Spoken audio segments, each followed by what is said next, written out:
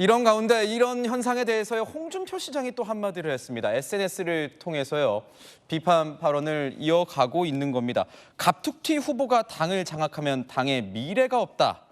이렇게 얘기를 했고, 또 이준석 당선인 같은 경우에는요, 한 전 위원장의 당대표 출마 여부를 두고 강하게 좀 비판하는 발언을 했습니다. 저희가 목소리 한번 준비해봤습니다. 들어보시죠.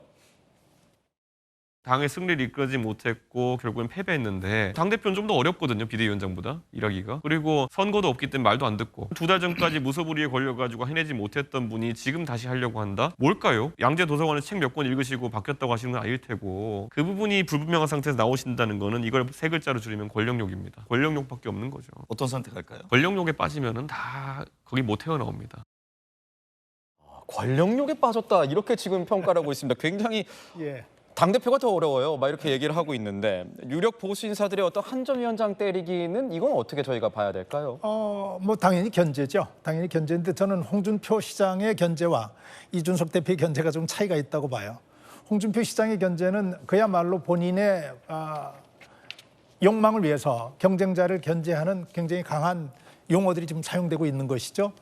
그것도 많은 사람들이 한동훈 위원장 좋아하는 사람들이 다 알고 있듯이 윤석열 대통령 만남 이후에 용어가 거칠어지면서 아주 자극적으로 하는 상황인데 이준석 대표의 저 비판 권력욕이라고 하는 것 저는 당연히 뭐 정치하는 사람들은 권력욕이 있어야죠. 권력욕 없으면 저기까지 못 가고 견딜 수 없고요. 내가 보기에는 젊은 정치인 중에서는 이준석 대표만큼 권력욕이 강한 사람도 없죠. 그런데 저거 나쁘게 보지 않습니다. 네. 권력, 그 얘기하잖아요. 권력이 좋은 것은 많은 사람들에게 한꺼번에 좋은 것을 베풀어 줄 수 있기 때문이다. 이런 얘기들 하잖아요.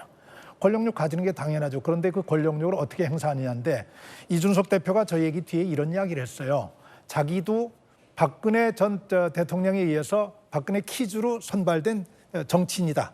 그래서 한동안 뭘 하든지 박근혜 퀴즈라고 하는 이 꼬리표가 따라붙어서 상당히 애를 먹었다. 그런데 본인이 박근혜를 의식하지 않고 자신의 정치, 자신의 목소리를 내면서 박근혜도 비판하고 하면서 이제는 누구도 자기를 박근혜 퀴즈로 인식하지 않고 있지 않느냐.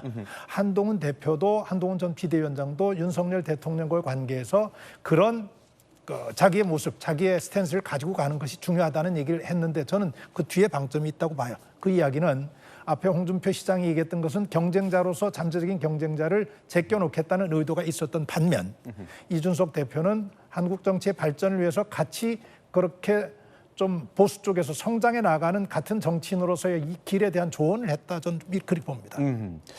이 얘기도 좀 해봐야 될 것 같습니다. 이 한동훈 팬덤 현상을 두고요. 오늘 팬덤 얘기 많이 하네요. 야권에서 나타났던 어떤 정치인 팬덤의 병리적 현상이 여권으로도 번지고 있다. 뭐 이런 지적들이 일부 언론에서도 제기가 되고 있습니다. 자, 일부 언론에서 이렇게 얘기를 하고 있어요. 개딸 닮아가는 한동훈 팬덤이다. 뭐 이렇게 얘기를 써가지고 이 팬카페 회원들이 개딸물이 내부 총질 그만하자. 천부당 만부당하다. 우리는 고품격의 언어를 쓴다. 누구처럼 욕으로 소통하지 않는다. 이렇게 얘기를 하고 있습니다. 박성민 최고위원님.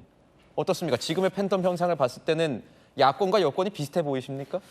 그러니까 이게 뭐 이 팬덤 집단을 어떤 시선으로 보고 어떻게 규정하느냐에 따라서 같다고도 할 수 있고 다르다고 할 수도 있겠죠. 근데 제가 봤을 때 일단 이게 여야 할 것 없이 나타나고 있는 현상이라는 것은 결국에 이제 정치 환경의 변화를 의미하는 거라고 생각합니다. 이제 과거처럼 어떤 뭐 조직적으로 오프라인에서 모임을 통해서 누군가를 동원하고 이럴 수 있는 시대도 아니고 너무나 좀 개인적인 삶을 살아가고 있는 이 대중들을 뭘로 모을 것이냐. 저는 그런 의미에서 결국에 온라인 소통이 활성화되고 있다라고 봐요.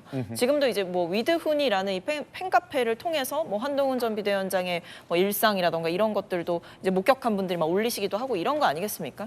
네, 그런 게 비슷한 거죠. 뭐 지금 뭐 개딸이라고 마냥 이렇게 폄훼하기는 좀 어렵지만 어쨌든 야당에 있는 팬덤 같은 경우에도 뭐 이재명 대표께서 직접 이제 유튜브 라이브 방송을 통해서 소통을 하신다든지 이런 식으로 이 정치권에서 그동안 해왔던 정치 문법과는 좀 다른 방식으로 이 지지 기반을 구축해 가고 있는 것이다. 그게 자발적일 수도 있고 또는 정치적인 그 환경에 따라서 모이는 것일 수도 있고 뭐 그건 해석에 달린 것 같습니다. 자, 팬덤 현상까지 다뤄봤습니다. 한동훈 비대위원장이 어떤 선택을 하게 될지 주목됩니다.